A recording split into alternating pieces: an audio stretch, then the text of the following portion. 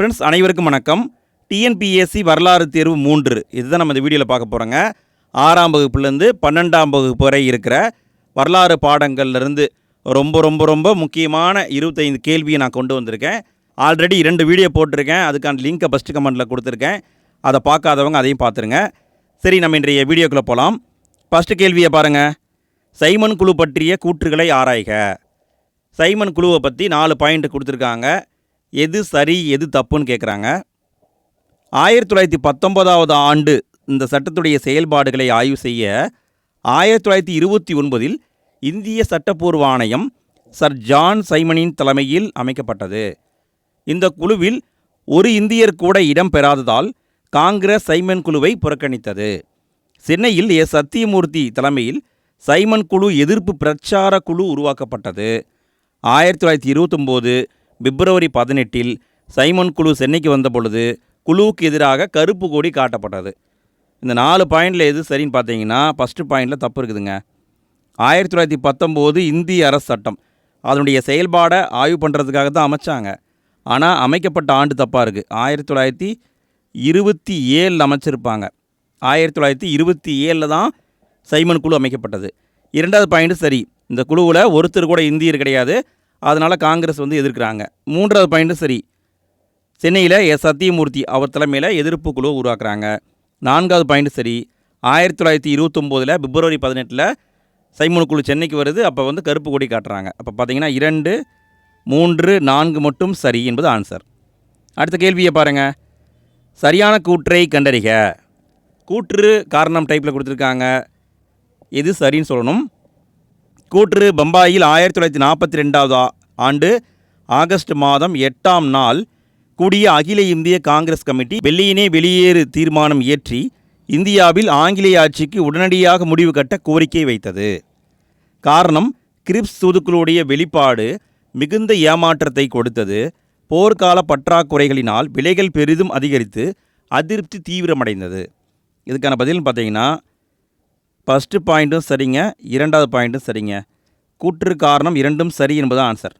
பம்பாயில் 1942 வருஷம் ஆகஸ்ட் மாதம் 8ஆம் தேதி வெள்ளையனே வெளியேறு இயக்க தீர்மானத்தை கொண்டு வராங்க. எதுக்காக கொண்டு வராங்க? கிரிப்ஸ் தூதுக்குழுன்னு ஒன்று இருந்தது. அதனுடைய வெளிப்பாடு மிகுந்த ஏமாற்றத்தை தர மாதிரி இருந்தது. அது மட்டும் இல்லாமல் போர்க்கால பற்றாக்குறையால் விலைகள் அதிகரிச்சிருச்சு. அதனால் மக்கள் அதிருப்தியில் இருந்தாங்க. பார்த்தீங்கன்னா 2ம் சரி என்பது ஆன்சர். அடுத்த கேள்வியை பாருங்கள். கீழ்கண்ட கூற்றுகளை ஆராய்க. 4 பாயிண்ட் கொடுத்துருக்காங்க. வேலூர் புரட்சியை பற்றி கொடுத்துருக்காங்க. எது சரின்னு சொல்லணும். 1806ஆவது ஆண்டு வேலூர் புரட்சியுடைய இறுதி நிகழ்வு அந்நிய ஆட்சியை தூக்கி எறிவதை நோக்கமாக கொண்டிருந்தது. 1806 ஜூலை 10 அன்று அதிகாலையில் முதல் மற்றும் 23ஆம் படைப்பிரிவுகள் புரட்சியை ஆரம்பித்தன. தலைமை தளபதியாக ஜான் கிரடாக் இருந்தார். சென்னையின் ஆளுநராக கார்ன்வாலிஸ் இருந்தார். இதுக்கான பதில் ஃபஸ்ட்டு பாயிண்ட் சரிங்க. 1806 தான் வேலூர் புரட்சி ஏற்பட்டது. நோட் பண்ணிக்கோங்க ஃப்ரெண்ட்ஸ், இதை கேட்க வாய்ப்பு இருக்குது. 2வது பாயிண்ட்டும் சரி. 1806 ஜூலை 10 அதிகாலையில் ஆரம்பிக்கிறாங்க. முதலாவது படைப்பிரிவும் 23ஆவது படைப்பிரிவும் ஆரம்பிக்கிறாங்க. கரெக்டு. 3வது பாயிண்ட்டும் சரி. தலைமை தளபதியாக இருந்தவர் ஜான் கிரடாக். கரெக்டு. 4வது பாயிண்டில் தப்பு இருக்குதுங்க. அப்போ சென்னையுடைய ஆளுநர் கார்ன்வாலிஸ் கிடையாது. யார் ஆளுநர்? இதையும் நல்லா பார்த்துக்கோங்க. அப்போ இருந்தவர் வில்லியம் பெண்டிங் பிரபு இருந்தார். வில்லியம் பெண்டிங் அப்படிங்கிற ஒரு சென்னையுடைய ஆளுநராக இருந்தார். இப்போ பார்த்தீங்கன்னா 1, 2, 3 மட்டும் சரி. அடுத்த கேள்வியை பாருங்கள். கீழ்கண்ட கூற்றுகளை ஆராய்க. கூற்று காரணம் டைப்பில் கொடுத்துருக்காங்க. எது சரின்னு சொல்லணும். கூற்று 1906ஆம் ஆண்டின் வங்கப் பிரிவினை இந்திய தேசிய இயக்கத்துக்கு புதிய அத்தியாயத்தை உருவாக்கியது. காரணம், 1906ஆம் ஆண்டுடைய வங்கப்பிரிவினை மிகவும் அதிருப்தியை ஏற்படுத்திய நிகழ்வாகும். இந்தியா முழுவதும் விரிவான போராட்டங்கள் பரவ இந்த பிரிவினை வழிவகுத்தது. இதுக்கான பதில்னு பார்த்தீங்கன்னா கூற்றுலேயும் தப்பு இருக்குது, காரணத்துலேயும் தப்பு இருக்குது. என்ன தப்புனா வருஷம் மட்டும் மாறி இருக்குங்க. வங்கப்பிரிவினை 1905, இங்கே 1906 கொடுத்துருக்காங்க. 1905 வந்திருக்கணும். அப்போ பார்த்தீங்கன்னா கூற்று காரணம் 2மே தவறு என்பது ஆன்சர். ஃப்ரெண்ட்ஸ், நான் இங்கே ஒரு கேள்வியை கேட்குறேன். இதுக்கான பதில் நீங்கள் தான் கமெண்ட்டில் பதிவு பண்ணணும். என்ன கேள்வி அப்படின்னு பார்த்தீங்கன்னா, வங்கப்பிரிவினை கொண்டு வந்திருப்பாங்க இல்லைங்களா, அதை எப்போ அறிவித்தாங்க, அதிகாரப்பூர்வமாக எப்போ பிரித்தாங்க, இதான் உங்களுக்கான கேள்வி. இதை மறக்காமல் கமெண்ட்டில் பதிவு பண்ணுங்கள். அடுத்த கேள்வியை பாருங்கள். கீழ்கண்ட கூற்றுகளை ஆராய்க. அயோத்திதாசர் அவரை பற்றி 4 பாயிண்ட் கொடுத்துருக்காங்க. எது சரி அப்படின்னு சொல்லணும். 1882 அயோத்திதாசரும் ஜான் ரத்தினம் என்பவரும் திராவிடர் கழகம் என்ற அமைப்பை நிறுவினர். 1885 திராவிட பாண்டியன் என்ற இதழையும் தொடங்கினர். 1891 திராவிட மகாஜன சபை என்ற அமைப்பை அயோத்திதாசர் தொடங்கினார். இந்த அமைப்புடைய முதல் மாநாட்டை காஞ்சிபுரத்தில் நடத்தினார். இதுக்கான பதில் ஃபஸ்ட்டு பாயிண்ட்டு சரிங்க. அயோத்திதாசரும் ஜான் ரத்தினம் அப்படிங்கிறவரும் 2 பேரும் சேர்ந்து 1882 திராவிடர் கழகம் அப்படிங்கிற அமைப்பை ஏற்படுத்தியிருப்பாங்க. 1885 திராவிட பாண்டியன் அப்படிங்கிறதுலையும் வெளியிட்டிருப்பாங்க. 3வது பாயிண்ட்டும் சரி. 1891 திராவிட மகாஜன சபை என்ற அமைப்பையும் உருவாக்கியிருக்காங்க. 4வது பாயிண்டில் தப்பு இருக்குது. முதல் மாநாடு காஞ்சிபுரம் கிடையாது. முதல் மாநாடு காஞ்சிபுரம் அப்படின்னா அது சுயமரியாதை மாநாடு தான் வருங்க. சுயமரியாதை மாநாடு எப்போ நடந்துச்சுங்க? நம்ம இதை முந்தைய வீடியோவில் பார்த்துருக்கோம். ஞாபகம் இருக்கா? முதல் சுயமரியாதை மாநாடு எப்பொழுது நடைபெற்றது? இது உங்களுக்கான கேள்வி. கமெண்ட்டில் பதிவு பண்ணுங்கள் பார்க்கலாம். அப்போ இங்கே பார்த்தீங்கன்னா விடைன்னு பார்த்தீங்கன்னா நீலகிரின்னு வந்திருக்கணும். முதல் மாநாடு நடைபெற்ற இடம் நீலகிரி. அப்போ விடைன்னு பார்த்தீங்கன்னா 1, 2, 3 மட்டும் சரி. அடுத்த கேள்வியை பாருங்கள். ஒரு சிம்பிளான கொஷின்னு. கப்பலின் ஒட்டகம் எனப்படும் தொழில்நுட்பத்தை உலகத்திலேயே கண்டறிந்ததாக சொல்லப்படும் முதல் அரசர் யார்? கப்பலின் ஒட்டகம் அப்படிங்கிற டெக்னாலஜி, அதாவது கப்பலுக்கு மேலே ஒரு கப்பலை கட்டி அதில் கடலை விடுவாங்க. இந்த டெக்னாலஜியை கண்டுபிடிச்ச முதல் அரசர் யாருன்னு கேட்டிருக்காங்க. விடை அக்பர் என்பது சரி. அக்பர். அடுத்த கேள்வியை பாருங்கள். கீழ்கண்ட கூற்றுகளை ஆராய்க. 4 பாயிண்ட் கொடுத்துருக்காங்க. எது சரின்னு சொல்லணும். 1863 சர் ராபர்ட் புரூஸ்பூட் என்ற இங்கிலாந்து நிலவியலாளர் ஆதிச்சநல்லூரில் பழங்கால கருவிகளை முதல் முறையாக கண்டுபிடித்தார். இந்தியாவில் இப்படிப்பட்ட கருவிகள் முதலாக கண்டுபிடிக்கப்பட்டது இங்குதான். இங்கு கண்டுபிடிக்கப்பட்ட கைக்கோடாரிகள் சென்னை கருக்கருவி தொழிலகம் என அழைக்கப்படுகின்றன. அவர் கண்டெடுத்த கருவிகள் சென்னை அருங்காட்சியகத்தில் உள்ளன. இதுக்கான பதில் பார்த்தீங்கன்னா ஃபஸ்ட்டு பாயிண்டில் தப்பு இருக்குதுங்க. 1863 கண்டுபிடிச்சார். கண்டுபிடிச்ச இடம் சென்னைக்கு பக்கத்தில் இருக்கிற பல்லாவரம் அப்படிங்கிற பகுதிங்க. பல்லாவரம் அப்படின்னு வரணும். ஆதிச்சநல்லூர் கிடையாது, பல்லாவரம். 2வது பாயிண்ட் சரி. இந்தியாவிலேயே இப்படிப்பட்ட கருவிகள் முதல் முறையாக கண்டுபிடிக்கப்பட்ட இடமும் இங்கே தான். 3வது பாயிண்ட் சரி. அவர் கண்டுபிடிச்ச கைக்கோடாரிய சென்னை கற்கருவி தொழிலகம் அப்படி சொல்லுவாங்க. 4வது பாயிண்ட் சரி. அவர் கண்டெடுத்த கருவிகள் சென்னையுடைய அருங்காட்சியகத்தில் இருக்குது. இப்போ விடைன்னு பார்த்தீங்கன்னா 2, 3, 4 மட்டும் சரி. அடுத்த கேள்வியை பாருங்கள். ரோமானிய நாணயங்கள் தென்னிந்தியாவில் எந்த மண்டலத்தில் செறிந்து காணப்படுகின்றன? ரோமானிய நாணயங்கள் தென்னிந்தியாவுடைய எந்த மண்டலத்தில் செறிந்து காணப்படுகின்றன? இதுக்கான பதில் கோயம்புத்தூர் பகுதியில் தான் அதிகமாக கிடைக்குதுங்க. கோயம்புத்தூர். ரோமானிய நாணயம் அப்படின்னாவே அது கோயம்புத்தூர் பகுதி. அடுத்த கேள்வியை பாருங்கள். ஹரப்பா மக்களுடைய வேளாண்மை பற்றிய கூற்றுகளை ஆராய்க. ஹரப்பா மக்களுடைய வேளாண்மையை பற்றி 4 பாயிண்ட் கொடுத்துருக்காங்க. எது சரின்னு சொல்லணும். இரட்டை சாகுபடி முறையை அவர்கள் கடைபிடித்தார்கள். யானை உள்ளிட்ட பல விலங்குகளை பற்றி அறிந்திருந்தார்கள். போக்குவரத்துக்கு குதிரைகளை பயன்படுத்தினார்கள். ஹரப்பாவில் மாடுகள் ஜெபு என்றழைக்கப்பட்டது. இதுக்கான பதில் பார்த்தீங்கன்னா ஃபஸ்ட்டு பாயிண்ட் சரி. ஹரப்பா மக்கள் இரட்டை சாகுபடி முறையை பின்பற்றியிருக்காங்க. 2வது பாயிண்ட் சரி. யானைகளை பற்றி அவங்க தெரிஞ்சு வச்சுருக்காங்க. 3வது பாயிண்ட் தப்பு இருக்குது. அவங்களுக்கு குதிரையை பற்றி தெரியாது. தெரியாது அப்படின்னா குதிரையும் தெரியாது, இரும்பு அதை பற்றியும் தெரியாது. ஹரப்பாவில் மாடுகளை ஜெபுன்னு சொல்லியிருக்காங்க. கரெக்டு. அப்போ பார்த்தீங்கன்னா 1, 2, 4 மட்டும் சரி என்பது ஆன்சர். அடுத்த கேள்வியை பாருங்கள். கிருஷ்ணதேவராயர் தன் வெற்றிகளின் நினைவாக வெற்றி துணை எழுப்பிய இடம் எது? கிருஷ்ணதேவராயர் தன் வெற்றிகளின் நினைவாக வெற்றி துணை எழுப்பிய இடம் சிம்மாசலம்ங்க. சிம்மாசலம் அப்படிங்கிற இடத்துல தாங்க அவர் உருவாக்கியிருக்காரு. இது 11th புத்தகம். சிம்மாசலம் என்பது கரெக்டு. கிருஷ்ணதேவராயர் வெற்றி துணை நிறுவிய இடம் சிம்மாசலம். அடுத்த கேள்வியை பாருங்கள். கீழ்கண்ட கூற்றுகளை ஆராய்க. 4 பாயிண்ட் கொடுத்துருக்காங்க. எது சரின்னு சொல்லணும். நவீன இந்தியாவுடைய முதல் நாணயம் கிபி 1862 ஆண்டில் ஆங்கிலேயர் ஆட்சியில் வெளியிடப்பட்டது. ராணி விக்டோரியாவுக்கு பின்னர் அரியணை ஏறிய மன்னர் 7ஆம் எட்வர்டு தனது உருவம் தாங்கிய நாணயத்தை வெளியிட்டார். ரிசர்வ் வங்கி 1935 முறையாக நிறுவப்பட்டு இந்திய அரசுடைய ரூபாய் நோட்டுகளை வெளியிடும் அதிகாரத்தை பெற்றது. மன்னர் 6ஆம் ஜார்ஜுடைய உருவம் தாங்கிய இந்தியாவுடைய முதல் 5 ரூபாய் நோட்டு, காயின் கிடையாது, நோட்டு ஜனவரி 1935 ரிசர்வ் வங்கியால் வெளியிடப்பட்டது. இதுக்கான பதில் பார்த்தீங்கன்னா ஃபஸ்ட்டு பாயிண்ட் சரிங்க. நவீன இந்தியாவுடைய முதல் நாணயத்தை 1862 பிரிட்டிஷ்காரங்க வெளியிட்டிருக்காங்க. 2வது பாயிண்ட் சரி. அந்த நாணயத்தில் ராணி விக்டோரியாவுக்கு பிறகு அரியணை ஏறிய 7வது எட்வர்டுடைய உருவம் வச்ச நாணயத்தை வெளியிட்டிருக்காங்க. 3வது பாயிண்ட் சரி. இந்திய ரிசர்வ் வங்கி 1935 உருவாக்கப்பட்டது. 4வது பாயிண்டில் தப்பு இருக்குதுங்க. என்ன தப்புன்னா, அதாவது 6ஆம் ஜார்ஜுடைய உருவம் தாங்கிய முதல் 5 ரூபாய் நோட்டை 1938 தான் வெளியிட்டிருப்பாங்க. 35 கிடையாது, 1938. அப்போ பார்த்தீங்கன்னா 1, 2, 3 மட்டும் சரி என்பது ஆன்சர். அடுத்த கேள்வியை பாருங்கள். கீழ்கண்ட கூற்றுகளை ஆராய்க. கூற்று காரணம் டைப்பில் கொடுத்துருக்காங்க. எது சரின்னு சொல்லணும். கூற்று மருது சகோதரர்கள் ஆங்கிலேயருக்கு எதிரான எதிர்ப்புணர்ச்சியை நாடெங்கும் பரப்பினர். காரணம் என்ன? ஜூன் 1805 மருது சகோதரர்கள் திருச்சிராப்பள்ளி பிரகடனம் என்றழைக்கப்பட்ட சுதந்திர பிரகடனம் ஒன்றை வெளியிட்டனர். இது ஆங்கிலேயருக்கு எதிராக இந்தியர்களை ஒன்று சேர்க்கும் முதல் அழைப்பாக இருந்தது. இதுக்கான பதில் பார்த்தீங்கன்னா கூற்று சரியாக இருக்குது. மருது சகோதரர்கள் ஆங்கிலேயருக்கு எதிராக எதிர்ப்புணர்ச்சியை நாடு முழுவதும் உருவாக்குனாங்க, கரெக்டு. ஆனால் 2வது பாயிண்டில் தப்பு இருக்குதுங்க. இவங்க எப்போ திருச்சிராப்பள்ளி பிரகடனத்தை வெளியிட்டாங்கன்னா 1805 கிடையாது, 1801 அப்போ தான் வெளியிட்டிருப்பாங்க. அதை சுதந்திர பிரகடனம் அப்படின்னு சொல்லுவாங்க. பார்த்தீங்கன்னா கூற்று மட்டும் சரி என்பது ஆன்சர். அடுத்த கேள்வியை பாருங்கள். டச்சுக்காரர்கள் பற்றிய கூற்றுகளை ஆராய்க. டச்சுக்காரர்களை பற்றி 4 பாயிண்ட் கொடுத்துருக்காங்க. எது சரின்னு சொல்லணும். 1602 நெதர்லாந்து ஐக்கிய கிழக்கிந்திய கம்பெனி தொடங்கப்பட்டது. ஆரம்ப தலைநகராக பழவேற்காடு இருந்தது. 1690 டச்சுக்காரர்களுடைய தலைமையிடமாக நாகப்பட்டினம் மாறியது. 1613 புனித ஜார்ஜ் கோட்டையை பழவேற்காட்டில் டச்சுக்காரர்கள் கட்டினர்.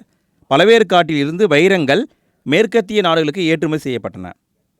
இதுக்கான பதில் பார்த்தீங்கன்னா ஃபஸ்ட்டு பாயிண்ட் சரிங்க. நெதர்லாந்து நாட்டுக்காரங்க தான் டச்சுக்காரர்கள். 1602 நெதர்லாந்து ஐக்கிய கிழக்கிந்திய கம்பெனி தொடங்கப்பட்டது. 2வது பாயிண்ட்டு சரி. டச்சுக்காரர்களுடைய தலைமையிடம் ஆரம்பத்தில் பழவேற்காடு, 1690 தான் நாகப்பட்டினத்துக்கு மாறிட்டாங்க. 3வது பாயிண்டில் தப்பு இருக்குதுங்க. 1613 அவங்க புனித ஜார்ஜ் கோட்டையை கட்டலை. இது எங்கே இருக்குன்னா, இது சென்னையில் இருக்குது.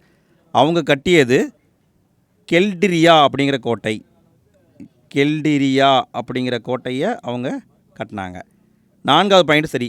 பழவேற்காட்டிலிருந்து வைரங்களை மேற்கத்திய நாடுகளுக்கு ஏற்றுமதி செஞ்சாங்க. பார்த்தீங்கன்னா 1, 2, 4 மட்டும் சரி என்பது ஆன்சர். அடுத்த கேள்வியை பாருங்கள். அயல்நாட்டு வணிகர்கள் டேஸ் என்று அறியப்பட்டனர். இது வந்து புக் பேக் கொஷினுங்க. இது 11th புத்தகம்.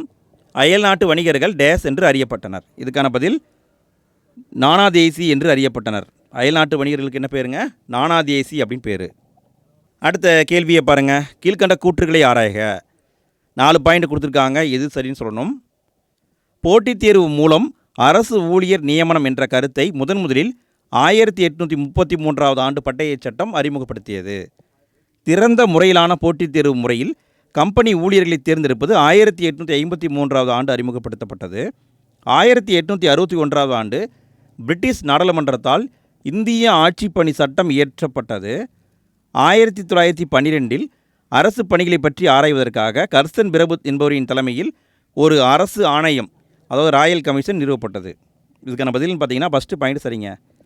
போட்டித் தேர்வு மூலமாக அரசு ஊழியர்களை நியமிக்கணும் அப்படிங்கிற கருத்தை 1833 ஆண்டு பட்டய சட்டம் தான் ஃபஸ்ட்டு சொல்லியது. 2வது பாயிண்ட் சரிங்க.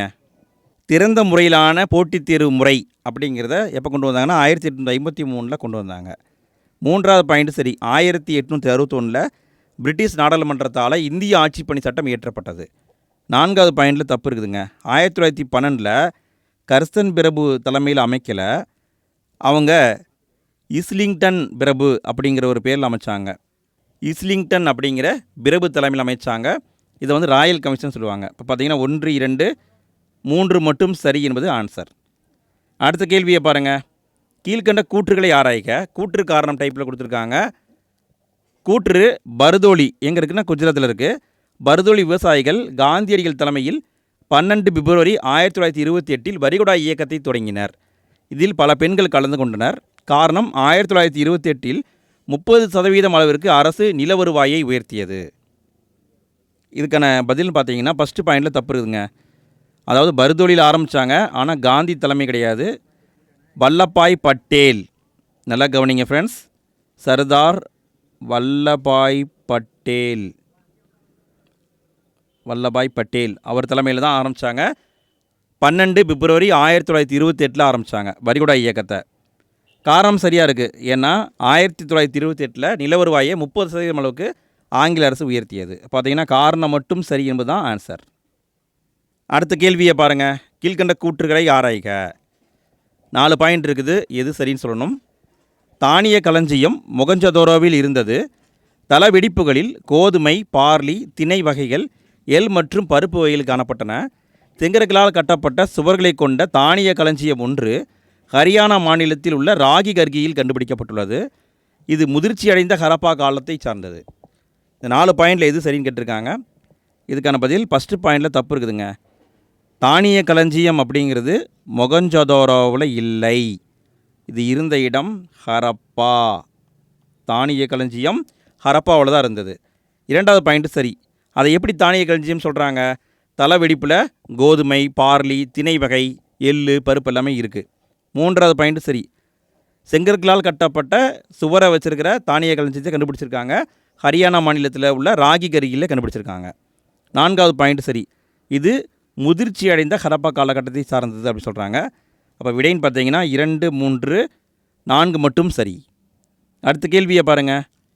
இரும்பு உருக்கப்பட்டதற்கான சான்றுகள் கிடைத்துள்ள இடம் எது? இரும்பு உருக்கியிருக்காங்க, அதுக்கான சான்று எங்கு கிடைத்துள்ளது?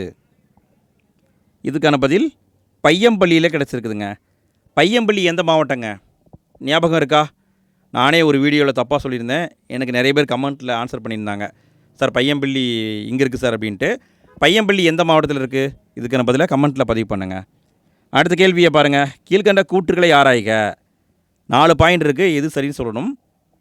மௌரிய பேரரசே இந்தியாவுடைய முதல் பேரரசாகும். சந்திரகுப்த மௌரியர் இந்த பேரரசை மகதத்தில் நிறுவினார். மௌரிய அரசர்களில் மிகவும் புகழ்பெற்றவர் அசோகர் ஆவார். அசோகர் கிபி 261 கலிங்கத்தின் மீது போர் தொடுத்தார். இதுக்கான பதில்னு பார்த்தீங்கன்னா ஃபஸ்ட்டு பாயிண்ட் சரி. மௌரிய பேரரசு தான் இந்தியாவுடைய முதல் பேரரசு, பெரிய பேரரசு. 2வது பாயிண்ட் சரி. சந்திரகுப்த மௌரியர் தான் மகதத்தில் உருவாக்குனார். 3வது பாயிண்ட் சரி. மௌரிய அரசர்களில் மிகவும் புகழ்பெற்றவர் அசோகர். 4வது பாயிண்டில் தப்பு இருக்குது. கிபி 261 கிடையாது, இவங்க வாழ்ந்த காலம் கிமு 261. கிமு 261 இவங்கெல்லாம் கிறிஸ்து பிறக்கிறதுக்கு முன்னாடியே வாழ்ந்தவங்க. அப்போ விடைன்னு பார்த்தீங்கன்னா 1, 2, 3 மட்டும் சரி. அடுத்த கேள்வியை பாருங்கள். சிவாஜியுடைய ஆலோசனை சபை டேஸ் என்று அழைக்கப்பட்டது. சிவாஜியுடைய ஆலோசனை சபை எவ்வாறு அழைக்கப்பட்டது? இதுக்கான பதில் அஷ்டபிரதானம் என்று அழைக்கப்பட்டது. அஷ்டபிரதானம். அடுத்த கேள்வியை பாருங்கள். ஐகோல் கல்வெட்டு பற்றிய கூற்றுகளை ஆராய்க. ஐகோல் கல்வெட்டை பற்றி 3 பாயிண்ட் கொடுத்துருக்காங்க, எது சரின்னு சொல்லணும். இது ஆந்திராவில் பாகல்கோட் மாவட்டத்தில் மேகுதி அப்படிங்கிற கோவிலில் உள்ளது. இது சாளுக்கிய அரசன் 2ஆம் புலிகேசியுடைய அவைக்கள புலவரான ரவிகீர்த்தி என்பவரால் சமஸ்கிருத மொழியில் எழுதப்பட்டுள்ளது.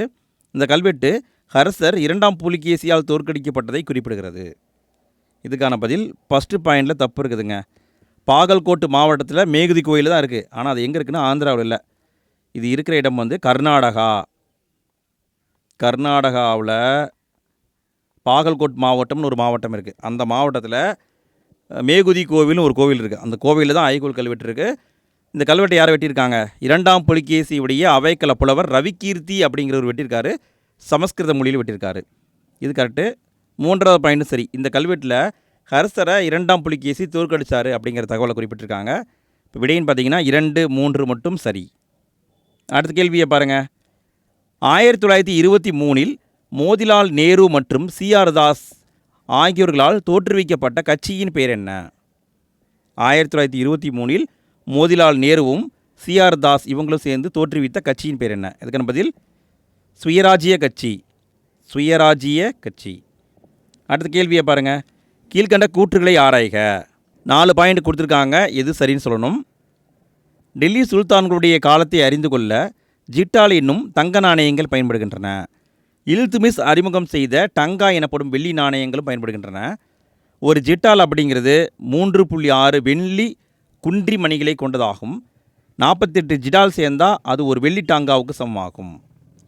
இதுக்கான பதில்னு பார்த்தீங்கன்னா ஃபஸ்ட்டு பாயிண்டில் தப்பு இருக்குதுங்க. ஜிடால் அப்படிங்கிறது தங்க நாணயம் கிடையாது.